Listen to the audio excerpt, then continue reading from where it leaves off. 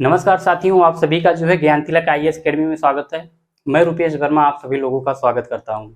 जैसा कि दोस्तों आप सभी लोग जानते हैं कि हमारा यह वीडियो जो है प्राकृतिक वनस्पतियों के संदर्भ में जो है चल रहा है। और पहले वाले पार्ट में जो है जो वीडियो पड़ा है उसमें उसमें जो है अक्षांशीय वितरण को बताया गया है। और फिर दूसरा जो इसमें बताया गया था कि हिमालय क्षेत्र में पाई जाने वाले वनस्पतियों के वितरण के संदर्भ में। और आज इसी के संदर्भ में हम बात करेंगे भारत के परिप्रेक्ष्य में कि प्रायद्वीपीय भारत में जो है कौन सी प्राकृतिक वनस्पति पाई जाती है, कोरोमंडल के तट पर या तमिलनाडु के तट पर कौन सी वनस्पति पाई जाती है, मैंग्रोव वनस्पति जो है कहाँ पाई जाती है, इसकी उपयोगिता क्या होता है, इसके महत्व क्या होते हैं और इसके प्रभाव क्या होते हैं। इन सभी चीज़ों के बारे में आज हम लोग डिस्कस करेंगे। और हम आप लोग को ये भी बता दें कि कल वाले पार्ट में कल भी हमारा प्राकृतिक वनस्पति ही चलेगा, क्योंकि इसको इंडिया के मैप में जो है इसको ड्रॉ किया जाएगा और इंडिया के मैप के माध्यम से जो है उसमें दिखाया जाएगा कहाँ पे कितनी वर्षा। जैसे मान लेते हैं कि सदाबहार वन है तो वहाँ पे 200 सेंटीमीटर से अधिक वर्षा होती है, तापमान अधिक होता है, इस कारण वहाँ पर जो है सघन वनस्पति पाई जाती है। ठीक है, तो इससे संबंधित जो है मानचित्र के माध्यम से भारत के संदर्भ में स्पेशल जो है हम लोग कल वनस्पतियों को पढ़ेंगे। ये तो हमारा मोटा मोटा था कि हिमालयी क्षेत्रों में जो है पाई जाने वाली वनस्पतियों का वितरण, प्रायद्वीपीय क्षेत्रों में पाई जाने वाली वनस्पतियां, और फिर जो है कोरोमंडल के तट पर पाई जाने वाली वनस्पतियां और मैंग्रोव वनस्पतियां जो मोस्ट इंपॉर्टेंट है, बार बार परीक्षाओं में पूछी गई है, उस चीज को हम लोग डिस्कस कर चुके हैं और आज करेंगे भी। तो जैसा कि जो है हमने कल आप लोग को बताया था कि हिमालय को अगर देखेंगे तो जम्मू कश्मीर हो गया, हिमाचल प्रदेश हो गया, उत्तराखंड हो गया और फिर ये सिक्किम हो गया, अरुणाचल प्रदेश। तो यहाँ के जो भाग आते हैं ये टोटल भाग जो है ये हिमालयी क्षेत्र के अंतर्गत आते हैं और इस पे जो वनस्पति पाई जाती है उसे हिमालयी क्षेत्र के अंतर्गत ही काउंट किया जाता है। अब जैसा कि आप लोग इसमें कह सकते हैं कि ये वाला जो अरुणाचल प्रदेश के साइड वाला पार्ट है इसे पूर्वी हिमालय कहा जाता है और यहाँ पर जो है ये क्या है, इसे पश्चिमी हिमालय कहा जाता है। जब इसे पश्चिमी और पूर्वी हिमालय कहा जाता है तो दोस्तों यहाँ पर देखेंगे कि जो पूर्वी हिमालय है, पूर्वी हिमालय और बंगाल की खाड़ी को अगर देखेंगे, बंगाल की खाड़ी को पूर्वी हिमालय की अगर डिस्टेंस को देखा जाएगा तो कहीं ना कहीं जो है पूर्वी हिमालय जो है वो समुद्र तल से ऊंचाई उसकी क्या है, इसकी ऊंचाई कम है। और पश्चिमी हिमालय को देखेंगे कि इसकी जो है समुद्र तल से इसकी ऊंचाई जो है देखेंगे अरब सागर कहाँ पे है और जम्मू कश्मीर कहाँ पे है। तो अगर दोनों का डिस्टेंस देखा जाएगा, दूरी देखा जाएगा, तो इन दोनों में जो है मूलभूत अंतर दिखाई पड़ता है। और इसके बाद और ये भी हमने आप लोग को बताया कि जैसे सतह से जो है ऊपर की ओर बढ़ने पर क्या होता है, तापमान में क्रमशः कमी होता है। क्या होता है कि जैसे पूर्वी हिमालय है इसकी समुद्र तल से ऊंचाई जो है कम है, जब इसकी समुद्र तल से ऊंचाई जो है कम है तो यहाँ पर जो है तापमान क्या होगा, तापमान अधिक होगा। ऊंचाई कम तापमान अधिक, लेकिन ऊंचाई अगर ज्यादा होगा तो वहां पर क्या होगा कि तापमान जो है वहां पे कम होगा। और फिर उसके बाद इसकी मुख्य विशेषता क्या है कि पूर्वी हिमालय में जो है बांस के वृक्षों की अधिकता पाई जाती है, लेकिन पश्चिमी हिमालय में जो है देवदार के वृक्षों की अधिकता पाई जाती है। और फिर हमने आप लोग को ये भी बताया कि उष्णकटिबंधीय सदाबहार वन क्या होते हैं। खैर इसको जो है कल इंडिया के मैप में स्टेट वाइज जो है पूरा अच्छे से उसका विश्लेषण किया जाएगा। उष्णकटिबंधीय सदाबहार वन में हमने कल आप लोग को बताया था कि उष्णकटिबंधीय सदाबहार जो होते हैं ये जहाँ पर जो है अत्यधिक तापमान होता है, अत्यधिक वर्षा होता है, 200 सेंटीमीटर से अधिक वर्षा होता है, तो वहां पर ये वन पाए जाते हैं। और ये वन जब वहां पर पाए जाते हैं तो प्रश्न उठता है तो कौन से वन पाए जाते हैं। जैसे आपका महोगनी हो गया, एबोनी हो गया, रोजवुड हो गया, नारियल हो गया, बेथ हो गया, तो ये सब वृक्ष जो है कहाँ पाए जाते हैं, ये उष्णकटिबंधीय सदाबहार वन में पाए जाते हैं। अब जैसे देख सकते हैं 900 मीटर के नीचे इसकी वो है, तो यहाँ पर जो है उष्णकटिबंधीय सदाबहार वन को हमने बताया था कि अगर 900 मीटर से कम है तो यह वर्षा के वितरण से जो है वर्षा के द्वारा सबसे ज्यादा प्रभावित होगा। जब वर्षा अधिक जहाँ होगा तो वहां पर वनों की सघनता अधिक होगी, जब वनों की सघनता वहां पर अधिक होगी तो आप जो है उसको देख सकते हैं।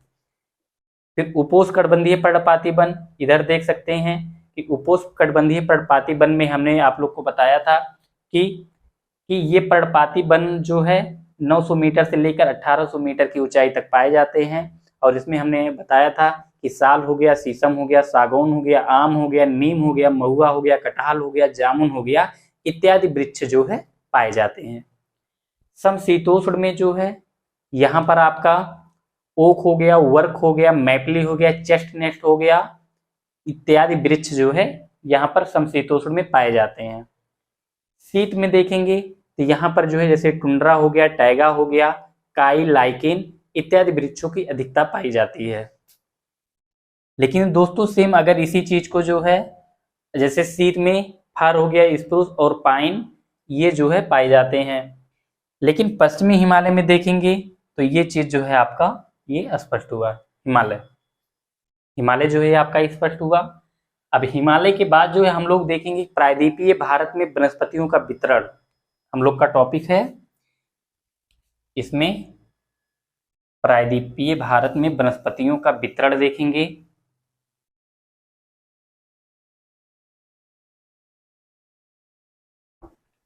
प्रायद्वीपीय भारत में वनस्पति का वितरण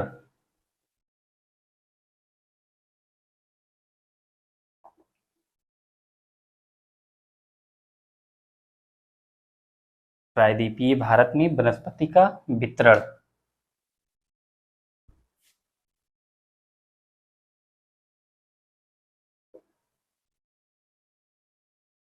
देख सकते हैं।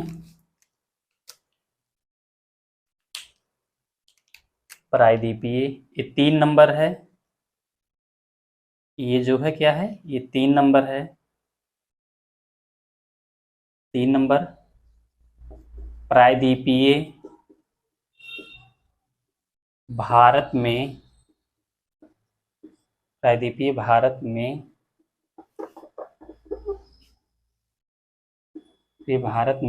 वनस्पति का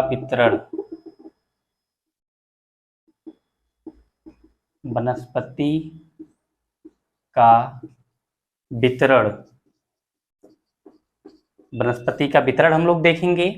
ये तो हिमालय वाला पार्ट हो गया। अब हिमालय वाले पार्ट के बाद जो है इसको हम थोड़ा मैप बना लेते हैं छोटा सा नॉर्मली जो है।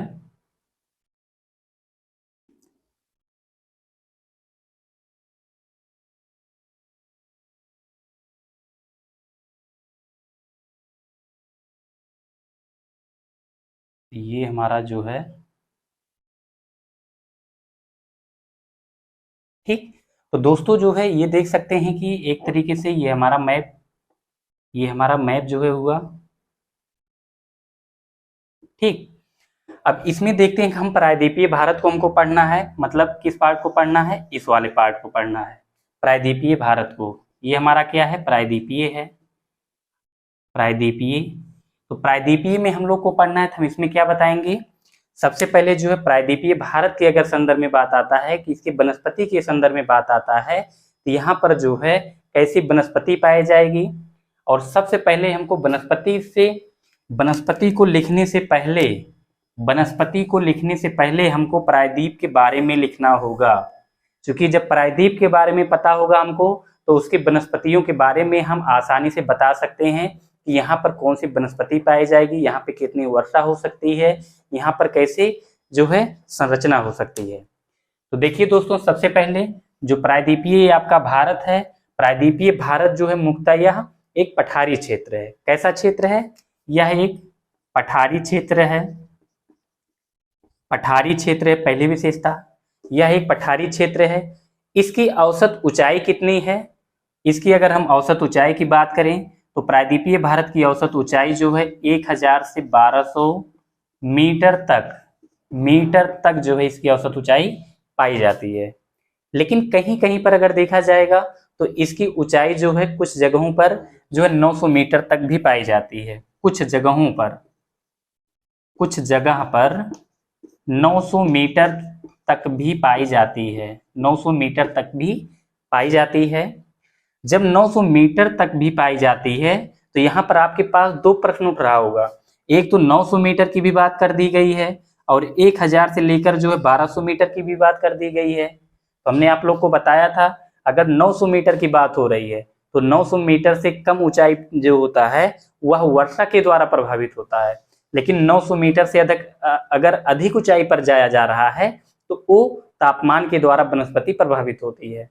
तो यहाँ पर तो दोनों विशेषताएं दिखाई पड़ रही हैं। तो यहाँ पर हम कह सकते हैं कि यहाँ पर जो है तापमान प्लस वर्षा जो है दोनों वनस्पति को प्रभावित करते हैं, दोनों वनस्पति को प्रभावित करते हैं, प्रभाव दोनों का पड़ता है।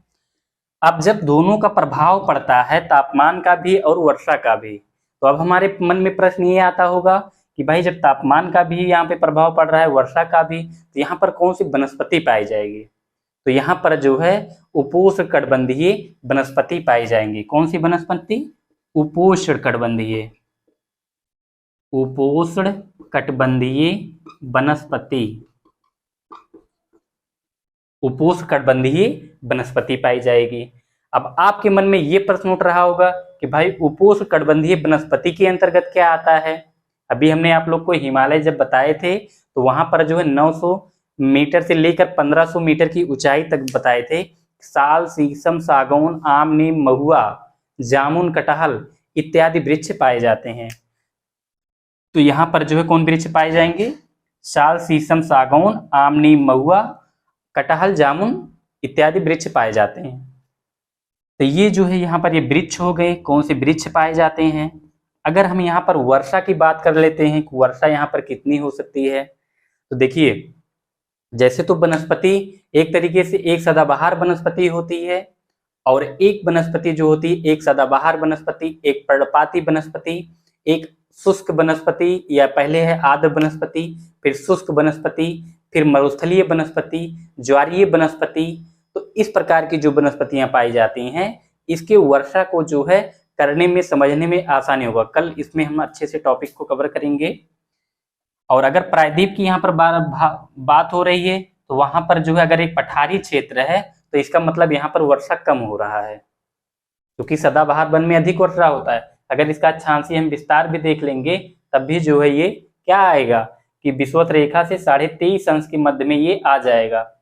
इसीलिए यहाँ पर जो है पर्णपाती वनस्पति अधिक पाई जाती है, साल, शीशम, सागौन, आम, नीम, महुआ। ठीक है, तो दोस्तों इस प्रकार जो है ये आपका हुआ।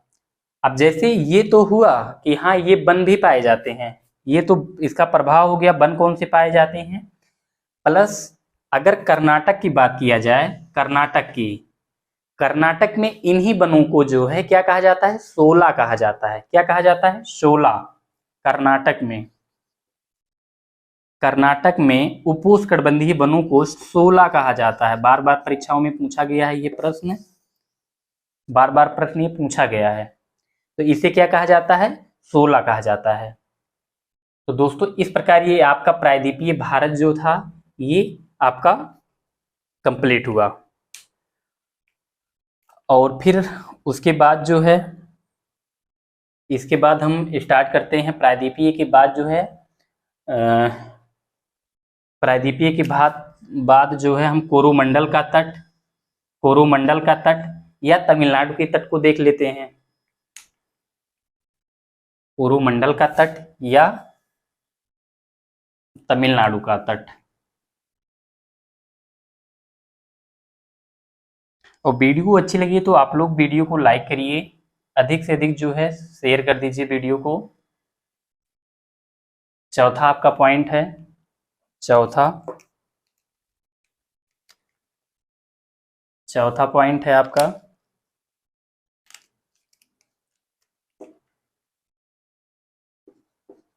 कोरोमंडल तट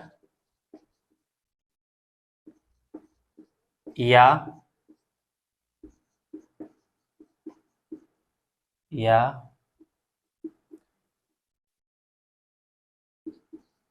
तमिलनाडु का तट।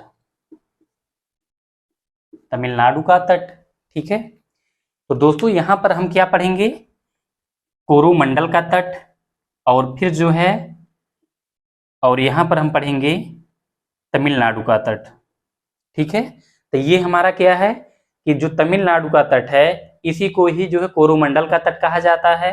और हमने आप लोग को जो तट वाला पार्ट है इसको हम पढ़ा चुके हैं कि इसे जो है कोकण तट कहाँ कहा जाता है, कन्नड़ तट कहाँ कहा जाता है, मालाबार तट क्या कहा जाता है, उत्तरी सरकार किसे कहा जाता है, उत्कल तट किसे कहा जाता है। ये चीज का वीडियो आप लोग का जो है पड़ा हुआ है। आप लोग इस तट को समझने के लिए आप जो वीडियो को देख सकते हैं। तो कोरोमंडल तट या तमिलनाडु का तट हम लोग पढ़ेंगे। तो इसमें जो है पहली विशेषता क्या है, पहली विशेषता यहाँ पर ये है कि जो कोरोमंडल तट है या तमिलनाडु का तट है, यहाँ पर जो वर्षा होती है ये लौटते हुए मानसूनी पवन के द्वारा जो है यहाँ पर 150 से जो है 100 सेंटीमीटर तक वर्षा हो जाती है, या कह सकते हैं 200 सेंटीमीटर से 150 सेंटीमीटर तक जो है यहाँ पर वर्षा हो जाती है। तो यहाँ पर जो वर्षा कितना होता है, वर्षा तो 150 सेंटीमीटर से 200 सेंटीमीटर तक वर्षा होती है। तो कैसे होती है, कैसे मानसूनी पवन द्वारा होती है, मानसूनी पवन द्वारा, लौटते हुए मानसून द्वारा,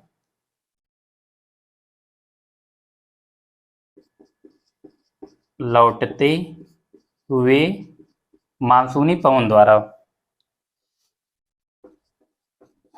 इसमें हम क्या बात करेंगे कि कोरोमंडल तट या तमिलनाडु के तट पर जो है यहाँ पर क्या है कि यहाँ पर जो है 150 से 200 सेंटीमीटर तक वर्षा होती है।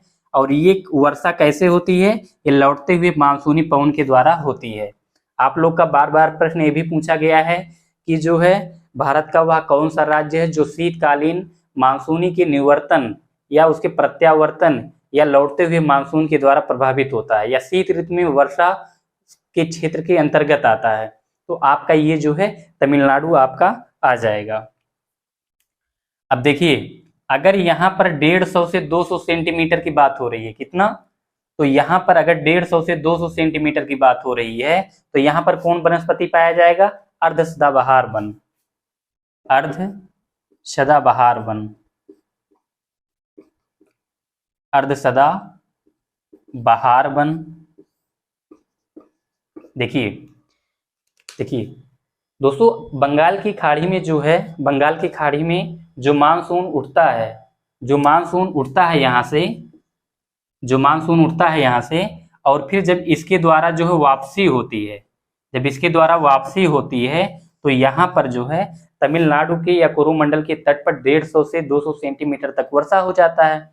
जब यहाँ पर इतना वर्षा हो जाता है लौटते हुए मानसून के द्वारा तो फिर क्या होता है, यहाँ पर जो है आर्द्र या कह सकते हैं अर्ध सदाबहार वन जो है पाए जाते हैं। कौन से वन पाए जाते हैं, अर्ध सदाबहार वन पाए जाते हैं। क्यों, क्योंकि अगर यहाँ पर 200 सेंटीमीटर से अगर अधिक होता तो तब सदाबहार वन, लेकिन अगर 200 सेंटीमीटर से कम वर्षा हो रहा है तो अर्ध सदाबहार वन उसे कहेंगे। ठीक, तो ये हो गया अर्ध सदाबहार वन, एक विशेषता यहाँ की हो गया। और दूसरी विशेषता क्या है, यहाँ पर तो अर्ध सदाबहार वन पाए जाते हैं लेकिन दोस्तों कोरोमंडल के तट पर ही जो है कहीं कहीं पर 200 सेंटीमीटर तक भी वर्षा हो जाती है। तो इसलिए वहां पर जब 200 सेंटीमीटर तक भी वर्षा हो जाती है तो वहां पर जो है सदाबहार वन भी पाए जाते हैं।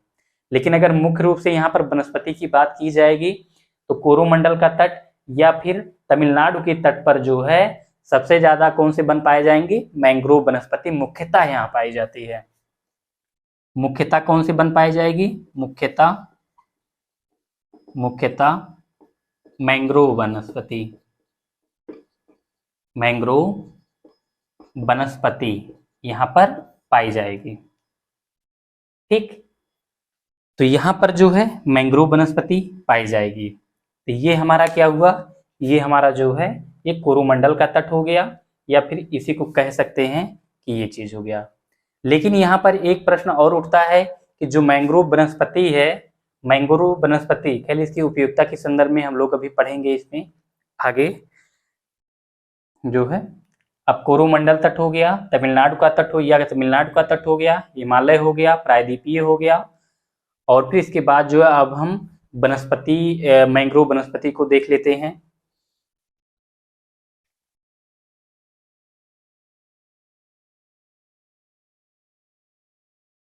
मैंग्रोव वनस्पति। पांचवा है मैंग्रोव वनस्पति। पांचवा है मैंग्रोव वनस्पति। पांचवा है मैंग्रोव वनस्पति।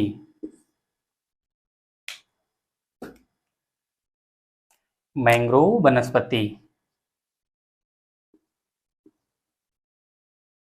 क्या है? मैंग्रोव वनस्पति पांचवा है। ये रहा है आपका मैंग्रोव वनस्पति। देखिए, मैंग्रोव वनस्पति में जो है हम सबसे पहले देखेंगे कि इसका विकास कैसे होता है। विकास विकास कैसे होता है, इसका जो है आपका सबसे सटीक आंसर क्या होगा कि इस पर जो है किसका प्रभाव होता है। देखिए, जो मैंग्रोव वनस्पति होता है, मैंग्रोव वनस्पति का विकास जो है जलवायु का प्रभाव इस पर नहीं होता है, बल्कि इस पर जो है क्षेत्रीय प्रभाव पड़ता है। जो मैंग्रोव वनस्पति का विकास होता है, इसके विकास पर जो है जलवायु का प्रभाव नहीं पड़ता है, बल्कि क्षेत्रीय प्रभाव पड़ता है। किसका प्रभाव पड़ता है? क्षेत्रीय प्रभाव। क्षेत्रीय प्रभाव पड़ता है।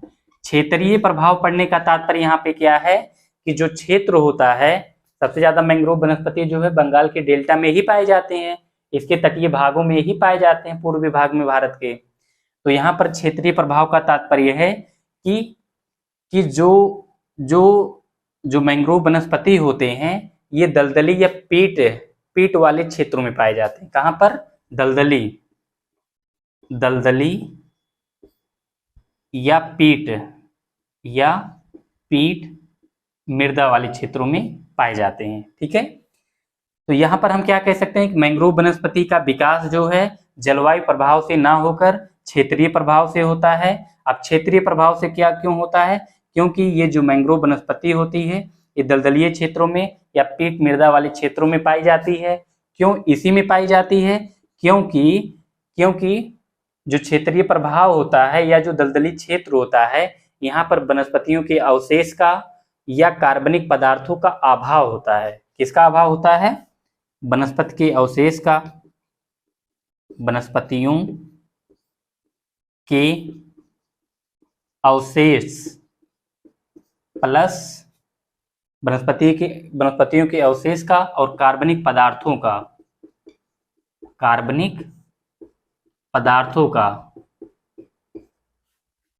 का विघटन एवं वियोजन नहीं होता। विघटन एवं वियोजन नहीं होता। देखिए, जब इसका विघटन और वियोजन नहीं होता है तो इसमें क्या होता है? तो यहाँ पर जो है कार्बनिक पदार्थों का या कार्बनिक का अभाव पाया जाता है। कार्बनिक पदार्थों का अभाव पाया जाता है। कार्बन का अभाव पाया जाता है। जब कार्बन का अभाव पाया जाता है तो यहाँ पर जो है अम्लीय मृदा का या दलदलीय क्षेत्रों का विकास होता है। फिर जो है इसके बाद क्या होगा? अम्लीय मृदा का विकास होता है। ठीक है, तो यहाँ पर आप देख सकते हैं, फिर से इसको एक चीज समझ सकते हैं कि जो मैंग्रोव वनस्पति होता है, मैंग्रोव वनस्पति का विकास जो है जलवायु के द्वारा ना होकर क्षेत्रीय प्रभाव से होता है। और इसके विकास में जो है मुख्य भूमिका जो है दलदली क्षेत्रों में होती है। दलदली क्षेत्रों में या पीट मृदा वाले क्षेत्रों में होती है। क्यों इसमें होती है?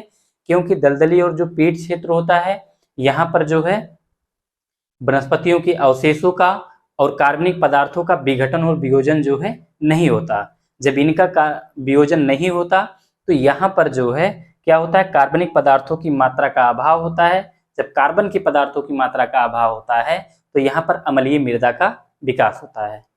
तो ये जो है इसका ये हो गया। और फिर इसके बाद हम पढ़ेंगे कि इसका जो है क्या प्रभाव पड़ता है। इसके हम प्रभाव को जो है देखेंगे कि या फिर इसकी इनके वृक्ष में देखेंगे। वृक्ष देख लेते हैं, इसकी उपयोगिता को देख लेते हैं।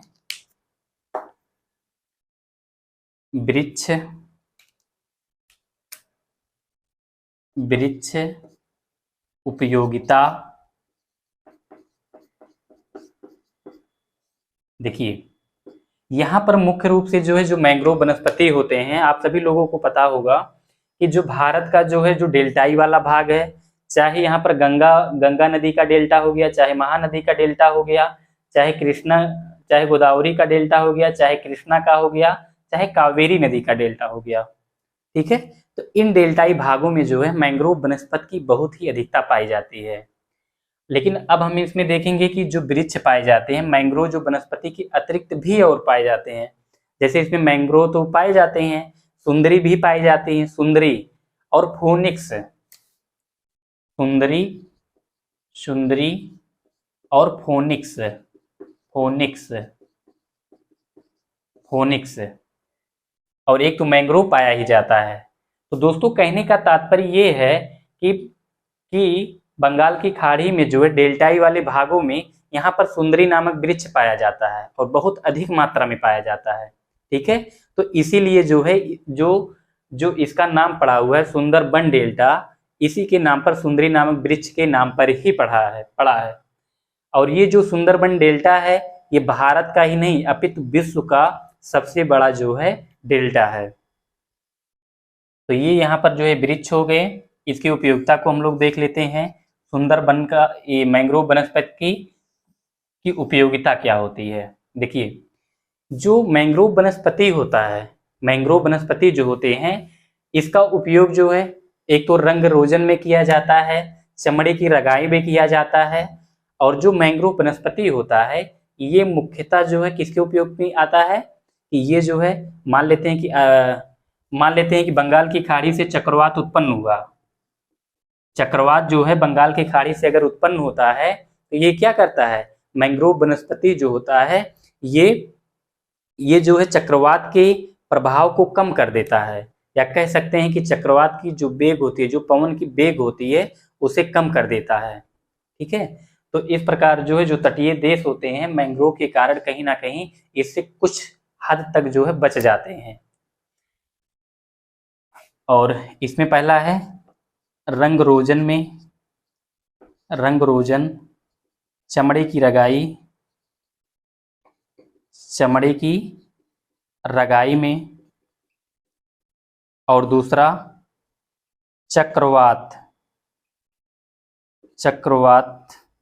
चक्रवातों में वही चीज रहेगा आपका कि ये जो है बंगाल की खाड़ी में उठने वाले चक्रवातों के प्रभाव को कम करते हैं, और तटीय प्रभाव जो है इस पर चक्रवातों के प्रभाव को कम कर देते हैं। ये हो गया। अब इसके बाद जो है इसमें हम ये देखेंगे कि जो मैंग्रोव वनस्पति होते हैं, जैसे आप लोग को बताए हम कि एक तो जो है इसका वितरण अगर देखते हैं मैंग्रोव वनस्पति का, जैसे ये वृक्ष कौन से पाए जाते हैं, उपयोगिता क्या होती है, और फिर उपयोगिता के बाद हमने मैंग्रोव वनस्पति भी बता दिया।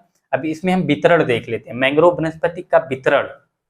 देखिए दोस्तों यहाँ पर जैसे मान लेते हैं गंगा जो है यहाँ पर है, अपना डेल्टा गिरा रही है, महानदी जो है अपना डेल्टा यहाँ पर, और फिर महानदी के बाद जो है गोदावरी नदी, कृष्णा नदी और कावेरी नदी।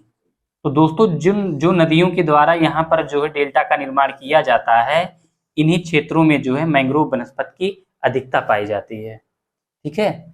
तो ये जो है इसका वितरण ये आपका जो है कंप्लीट हुआ। ये जो है मैंग्रोव वनस्पति आपका कंप्लीट हुआ। और मैंग्रोव वनस्पति के बाद जो है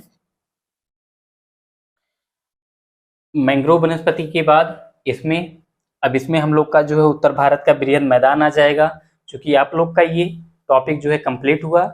लेकिन कल इसको जो है स्टेट वाइज इसमें बताया जाएगा कि सदाबहार वन क्या होते हैं, पर्णपाती वन क्या होते हैं, आर्द्र वन क्या होते हैं, आर्द्र मानसूनी वन क्या होते हैं, शुष्क वन क्या होते हैं, मरुस्थलीय वन क्या होता है, ज्वारीय वन क्या होता है।